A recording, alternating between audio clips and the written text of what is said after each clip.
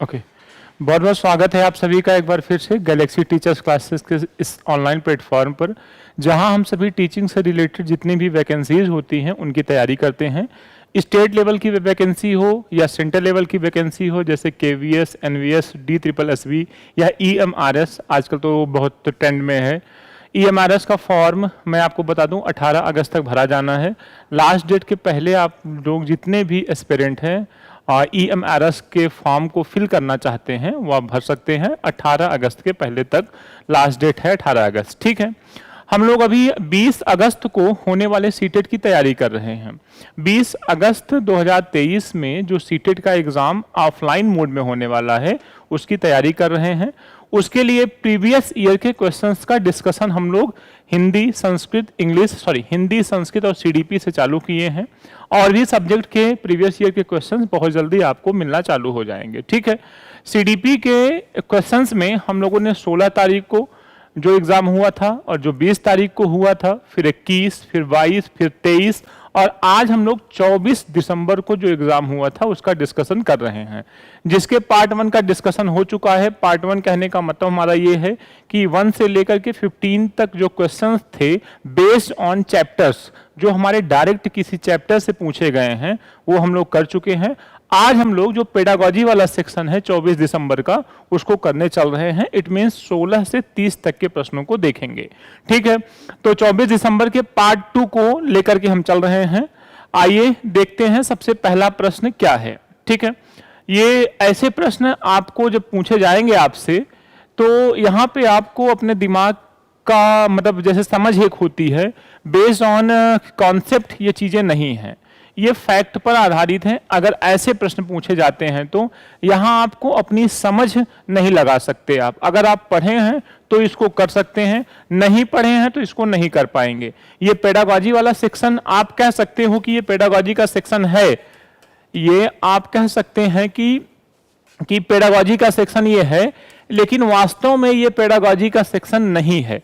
ये डायरेक्ट प्रश्न आपसे पूछा जा रहा है कि अगर आप इसको पढ़े हैं तो करिए, अदरवाइज इसको आप छोड़ सकते हैं। ठीक है, क्या है, आइए देखते हैं प्रश्न को कि दिव्यांगजन अधिकार अधिनियम। दिव्यांग, देखो पहले हम इन बच्चों को विकलांग कहते थे। आपने देखा होगा कई शहरों में विकलांग केंद्र खुले हुए हैं, तो पहले हम इनको विकलांग कहते थे, तो जो विकलांग वर्ड है वो थोड़ा सा नेगेटिव लगता था। तो इसकी जगह पर, विकलांग की जगह पर हमने इनको क्या कहा, दिव्यांग। ठीक है, अब जब हमने इनको दिव्यांग कहा, जब हमने इनको क्या कहा, दिव्यांग कहा, ठीक है, दिव्यांग कहा, तो ऐसे बच्चों को हमने क्या कहा, दिव्यांगजन। मतलब जो बच्चे हैं उनको हमने क्या कहा, दिव्यांगजन। दिव्यांगजन अधिकार अधिनियम 2016 के अनुसार बौद्धिक क्रियाशीलता में, बौद्धिक क्रियाशीलता का मतलब जो हमारी इंटेलेक्चुअल पावर होती है, अगर वो हमारी एक्टिव नहीं है, मतलब किसी बच्चे के अंदर जो बुद्धि है वो मंद गति से चलती है, प्रतिभाशाली नहीं है। जनरली आपको मैंने बताया है कि जो बच्चे होते हैं वो 3 प्रकार के किसी भी क्लास में पाए जाते हैं। एक जो सबसे सुपीरियर होगा उसे हम प्रतिभाशाली कहते हैं, और जो दूसरा है उसे हम सामान्य बालक कहते हैं, और जो तीसरा है उसे हम जड़ बुद्धि का बालक या मंद बुद्धि का बालक कहते हैं। जनरली हम पूरी क्लास को 3 भागों में डिवाइड करते हैं, किसमें, प्रतिभाशाली में, सामान्य में और मंद बुद्धि में। तो ये जो प्रश्न पूछा जा रहा है वो क्या कह रहा है, देखो मंद बुद्धि ना कह के सीधे क्या कह रहा है, बौद्धिक क्रियाशीलता में सीमाबद्धता। मतलब जो बौद्धिक क्रियाशीलता है वो कहीं ना कहीं बंधी हुई है, रुकी हुई है। इट मींस बच्चा कैसे है, मंद गति की बुद्धि वाला है। वाले व्यक्ति को संबोधित करने का उचित तरीका क्या है। मतलब 2016 में जो दिव्यांग जन अधिकार अधिनियम आया, उसमें जड़ बुद्धि के बालकों को क्या डायरेक्ट जड़ कहना सही है, या मंद गति या मंद बुद्धि का बालक कहना सही है ना। इनके लिए जो शब्द प्रयोग किया गया, व्यक्ति जिसे बौद्धिक अक्षमता है, इसके लिए डी वाले ऑप्शन को टिक लगाएंगे आप, क्योंकि मानसिक मंदित नहीं कहेंगे ऐसे बच्चों को हम। बौद्धिक रूप से विकलांग, हमने आपको अभी भी बताया कि विकलांग शब्द को मोदी जी ने हटा दिया है, दिव्यांग शब्द प्रयोग किया है।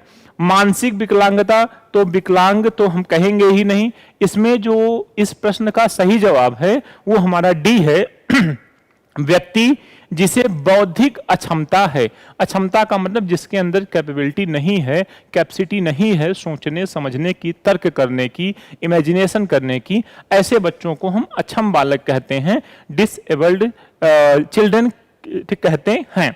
व्यक्ति जिसे बौद्धिक अक्षमता है, व्यक्ति की जगह बालक भी कह सकते हो, ठीक है, बालक जिसे बौद्धिक अक्षमता है। तो 16 नंबर प्रश्न का हमारा कौन सा ऑप्शन सही हो जाएगा? डी वाला ऑप्शन हमारा सही हो जाएगा, पर्सन विद इंटेलेक्चुअल डिसएबिलिटी। ठीक है, एबिलिटी का मतलब योग्यता, डिसएबिलिटी का मतलब जिसके अंदर योग्यता ना हो। अब देखिए 17 नंबर का प्रश्न क्या है, इनमें से कौन सी विधि समावेशन के अनुरूप नहीं है? समावेशन का मतलब क्या होता है? आपने इंक्लूसिव एजुकेशन पढ़ा, जिसे हम क्या कहते हैं? समावेशी शिक्षा। समावेशन, समावेशन कहने का मतलब यह है कि हम अपने क्लास में सबका स्वागत करेंगे, अब वो चाहे पैर से दिव्यांग हो, चाहे सुनने में दिक्कत हो, चाहे देखने में दिक्कत हो, या किसी गरीब परिवार से आता हो, या किसी बैकवर्ड फैमिली से आता हो जहां पे सुख सुविधाएं ना हो, आदिवासी समूह का हो, एसटी एससी वर्ग का हो, मतलब किसी के साथ जब हम दुर्व्यवहार नहीं करते हैं तो ऐसी क्लास को हम समावेशी क्लास कहते हैं। समावेशी क्लास कहने का मतलब होता है हम सभी बच्चों का एक समान दृष्टि से स्वागत करेंगे।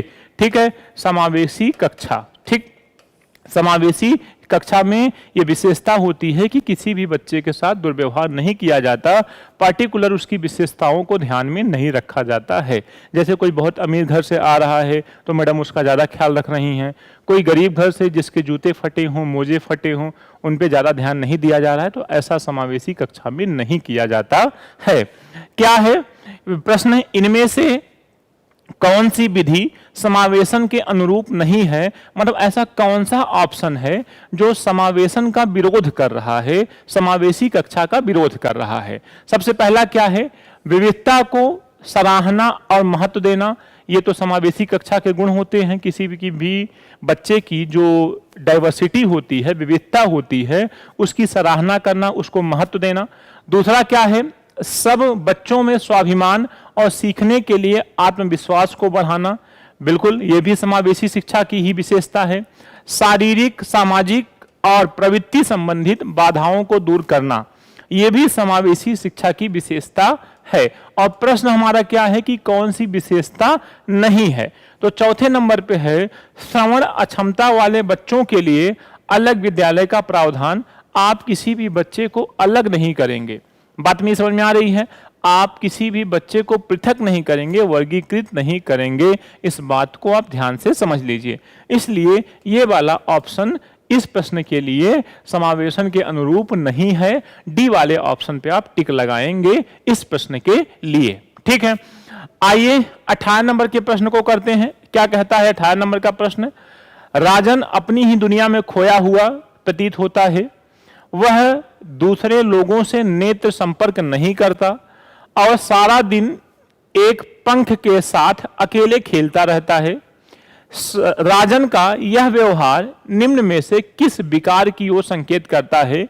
हमने आपको स्वालीनता पढ़ाया था, ऑटिज्म पढ़ाया था, स्वालीनता पढ़ाया था, ऑटिज्म पढ़ाया था।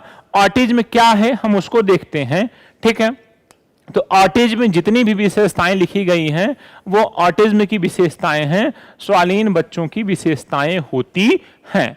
ठीक है, तो बी वाला ऑप्शन हमारा इसमें सही हो जाता है।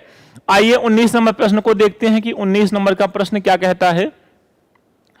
विषय वस्तु को पढ़ते समय शब्दों को हटाने, उलटकर लिखने, बदल के लिखने में कठिनाई आना किस विकार की तरफ इशारा करता है?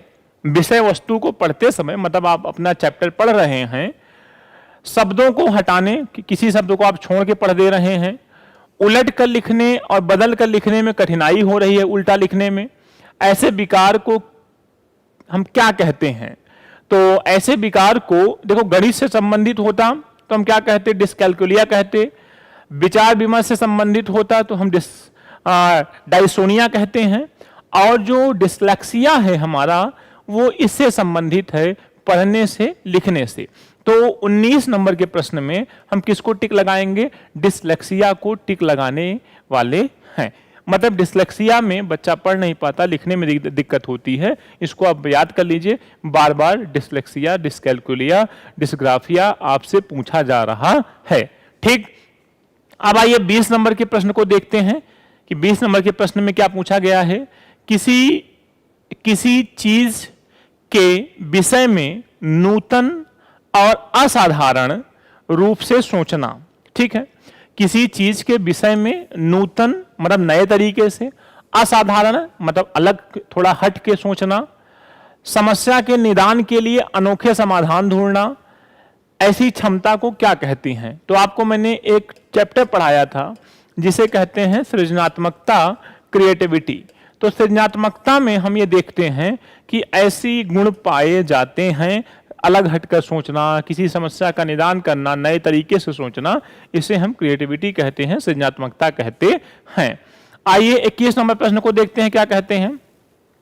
एक शिक्षक कुछ लिखित सामग्री का एवं सब्जियों और फलों की तस्वीरों का प्रयोग करते हुए अपने छात्रों से चर्चा करता है। ठीक है, विद्यार्थी इस परिचर्चा को अपने पूर्व ज्ञान से जोड़ते हैं। ठीक है, जोड़ते हुए पोषण का संप्रत्यय सीखते हैं, मतलब खाने का कॉन्सेप्ट वो सब्जियों के माध्यम से, चित्रों के माध्यम से सिखा रहे हैं। कौन? शिक्षक। ठीक है, यह उपागम निम्न में से किस पर आधारित होगा? यह उपागम निम्नलिखित में से किस पर आधारित होगा? ठीक है, एक कौन है? शिक्षक कुछ लिखित सामग्री का एवं सब्जियों और फलों की तस्वीरों का प्रयोग करते हुए अपने छात्रों से चर्चा करते हैं। विद्यार्थी इस परिचर्चा को अपने पूर्व ज्ञान से जोड़ते हैं। ठीक है, जो उन्होंने घर पे सीखा है, अब तक अपने जीवन में सीखा है, उससे जोड़ते हैं। पोषण का कॉन्सेप्ट सीखते हैं, मतलब जो हो न्यूट्रिशन है उसका संप्रत्यय कॉन्सेप्ट बनाते हैं दिमाग में कि किससे विटामिन मिलता है, किससे प्रोटीन मिलता है, ये सारी चीजें। यह उपागम निम्न में से किस पर आधारित है?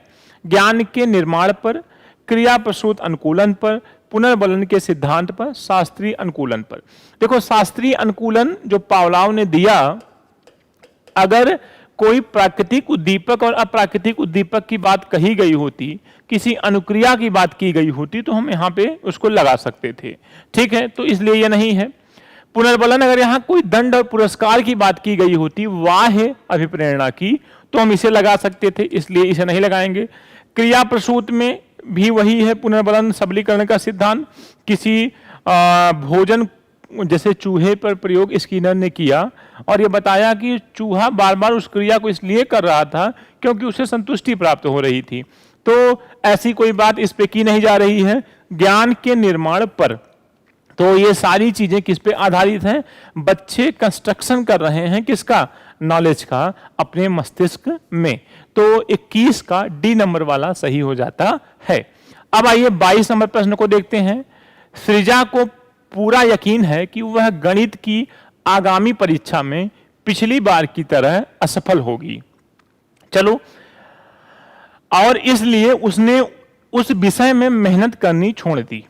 वैसे भी उसकी शिक्षिका को उससे मंद अपेक्षाएं हैं। इससे आप सृजा के बारे में क्या अनुमान लगा सकते हैं?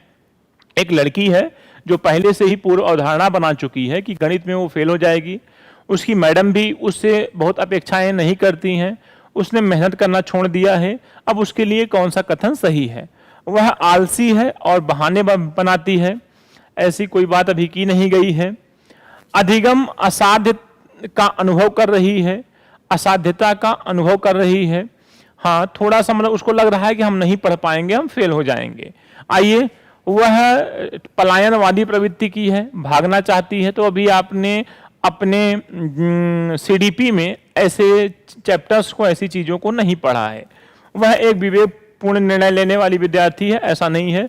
किसी चैप्टर्स को भागने से पहले ही पूर्व अवधारणा बना लेना, मतलब भागना या पूर्व अवधारणा बना लेना ठीक नहीं है। इसलिए उसे हम क्या टिक लगाएंगे?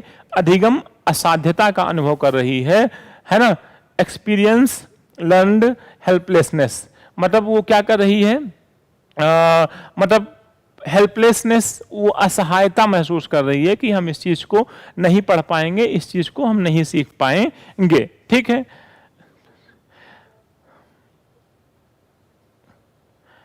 फिर देखिए अबीर एक लड़का है। अबीर की कक्षा में बच्चे शिक्षक और सहपाठियों के साथ विविध प्रकार की चुनौती क्रियाकलापों में भाग लेते हैं और मिलजुल कर ज्ञान का निर्माण करते हैं। इस प्रकार की कक्षा क्या कहलाती है?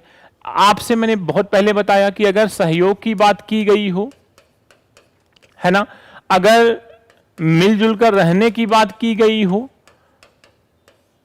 आपस में एक दूसरे के साथ रहकर कोई कार्य करने की बात की गई हो, तो ऐसी जगहों को, ऐसे ऑप्शन में हम सामाजिक जो शब्द है उसको यूज करते हैं।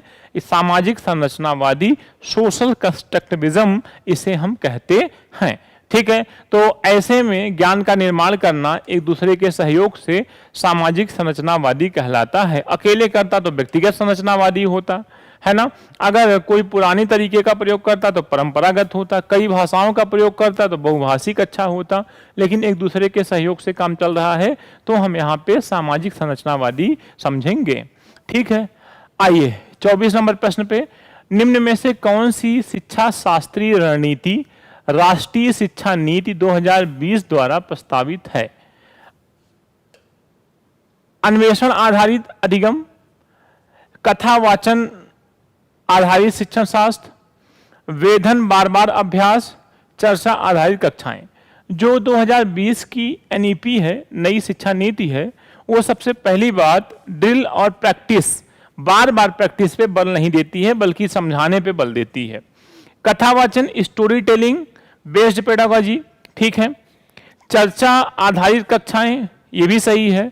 अन्वेषण आधारित कक्षाएं, ये भी सही है। ठीक है, तो 1, 2 और 4, 1, 2 और 4 बी नंबर पे है, इसलिए इस पे हम टिक लगाते हैं। आइए अब देखते हैं कि 25 नंबर का प्रश्न क्या कहता है। किसी समस्या के समाधान तक पहुंचने के लिए मिलती जुलती समस्याओं को उद्धृत करना क्या कहलाता है?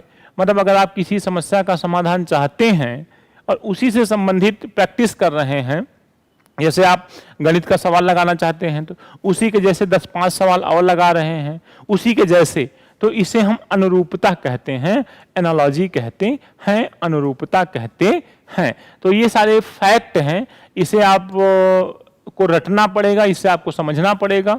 ये हमारे कॉन्सेप्ट पर आधारित नहीं होते हैं, ऐसे कुछ फैक्ट भी आपके पेडागोजी के सेक्शन में पूछे जाते हैं। ठीक है, आगे बढ़ते हैं 26 नंबर पे। 26 नंबर क्या कहता है कि संकल्पनात्मक चित्रण नए संप्रत्ययों की समझ को किस प्रकार सुसाध्य करते हैं? मतलब जो हम अपने दिमाग में चित्र बनाते हैं, किसी चीज को सोचते हैं, वो किस तरीके से काम करते हैं। ठीक है, आइए, संकल्पनात्मक चित्रण नए संप्रत्ययों की समझ को किस प्रकार सुसाध्य करते हैं? तो सबसे पहला है जानकारी को संश्लेषित और सुव्यवस्थित करके, उप संपत्तियों को हटा करके, जानकारी को सामाजिक संदर्भ से पृथक करके, जहां पृथक करने की बात होगी उसे हम कट कर देंगे, प्रत्यास्मरण पर अति बल देकर, बार बार किसी चीज को रटने पर बल दे करके, ऐसा भी नहीं है, रिमूविंग सम कॉन्सेप्ट्स, जो सब कॉन्सेप्ट्स हैं हमारे उनको हम हटाते नहीं हैं बल्कि उन्हीं की मदद से सीखते हैं। तो हमारा ऑप्शन कौन सा सही हो जाता है? ए वाला ऑप्शन सही हो जाता है। जानकारी को इकट्ठा करते हैं और उसी को व्यवस्थित करते हैं और नए नए कॉन्सेप्ट अपने दिमाग में बनाते हैं। ए वाला ऑप्शन इसमें सही हो जाएगा। 27 नंबर क्या है? बच्चों द्वारा अधिगम प्रक्रिया के दौरान की जाने वाली त्रुटियां किस ओर संकेत करती हैं? अधिक वेधन एवं अभ्यास की आवश्यकता, वेधन जहां आ जाएगा उसे कट कर देना प्लीज। अधिगम के लिए स्थिर संज्ञा निर्णयात्मक अयोग्यता। अच्छा, बच्चों द्वारा अधिगम प्रक्रिया के दौरान की जाने वाली त्रुटियां, जब हम सीख रहे होते हैं तो जो हम गलतियां करते हैं वो किस ओर संकेत करती हैं, किस बात की ओर संकेत करती हैं?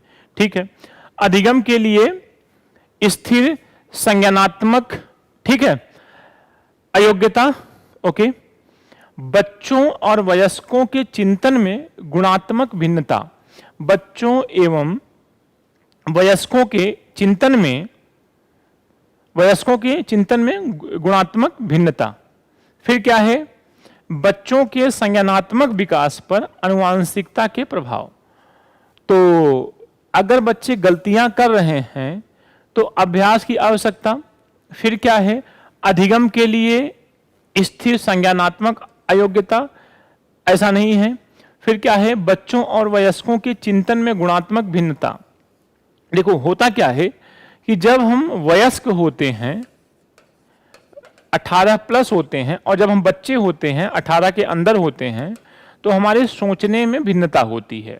ऐसा कहा जाता है कि जब हमारे अंदर परिपक्वता आती है तो हम गलतियां कम करने लगते हैं, और जो बच्चे हैं अभी उनकी मानसिक संरचना कंप्लीट नहीं हुई है, मतलब स्टेबिलिटी नहीं आई हुई है, इसलिए वो त्रुटियां करते हैं, गलतियां करते हैं। ठीक है, तो आप इसमें सी वाले ऑप्शन को टिक लगाएंगे। बच्चों और वयस्कों के चिंतन में गुणात्मक भिन्नता होती है ना। ये त्रुटियां संकेत करती हैं कि जो वयस्क हैं वो समझदार होते हैं, उनके पास अपना अनुभव होता है, मानसिक संरचना होती है, इसलिए वो गलतियां कम करते हैं। बच्चे जो हैं इन चीजों की कमी की वजह से त्रुटियां करते हैं। ठीक है, तो सी वाला ऑप्शन आप इसमें सही लगाएंगे। 28 नंबर प्रश्न को देखते हैं। एक अध्यापिका में यह योग्यता होना बहुत जरूरी है कि वह खुद को विद्यार्थियों के स्थान पर रखकर यह महसूस कर सके कि वो क्या महसूस कर रहे हैं, है ना। देखो यार, सिंपैथी और इम्पैथी दो चीजें होती हैं। सिंपैथी का मतलब दूसरे के सुख दुख में साथ रहना, इम्पैथी का मतलब दूसरे के दुख सुख को अपने ऊपर अनुभव करना। तो मैडम वही कर रही हैं, इसलिए यहाँ पे क्या होगा, इम्पैथी होगा। इम्पैथी का मतलब दूसरे के सुख दुख को अपने ऊपर लेकर के सोचना समझना। ठीक है, उसके साथ रहना अलग चीज है, लेकिन उसको खुद पे महसूस करना ये इम्पैथी कहलाता है। आइए 29 नंबर प्रश्न को देखते हैं। क्या है, एक ऐसी स्थिति जहां परिणाम अनिश्चित हो लेकिन ध्यान असफलता पर हो, तब बच्चे को ऊब का भाव महसूस होगा, दुश्चिंता का भाव महसूस होगा, क्रोध का कि शर्म का। देखो अगर पढ़ने वाला बच्चा है और उसका परिणाम अनिश्चित हो, क्या होगा क्या नहीं होगा, लेकिन ध्यान असफलता पर हो, है ना, कभी कभी हम नेगेटिव सोचने लगते हैं, तो ऐसे स्थिति को हम एंजाइटी कहते हैं, दुश्चिंता कहते हैं। ठीक है, बी वाला ऑप्शन हमारा सही होगा। आइए, क्रोध और शर्म से इसका कोई लेना देना नहीं है। 30 नंबर के प्रश्न को देखते हैं कि इनमें से कौन सी तकनीकी अध्यापन अधिगम प्रक्रिया की गुणवत्ता को नहीं बढ़ाएगी। मतलब इन चार ऑप्शंस में, चार विकल्पों में कौन सा ऐसा विकल्प है जो अध्यापन या पढ़ने सीखने और सिखाने की प्रक्रिया को बढ़ाएगा नहीं। यही प्रश्न है ना कि अध्यापन और अधिगम की प्रक्रिया सीखने और सिखाने की गुणवत्ता को नहीं बढ़ाएगा। सबसे पहला है जानकारी को प्रस्तुत करने के विविध तरीके अपनाकर, ये तो बढ़ाएगा। मतों को अभिव्यक्त करने के विविध विकल्प देकर, ये भी बढ़ाएगा। अधिगम के आकलन हेतु विभिन्न तरीके का प्रयोग करके, ये भी बढ़ाएगा।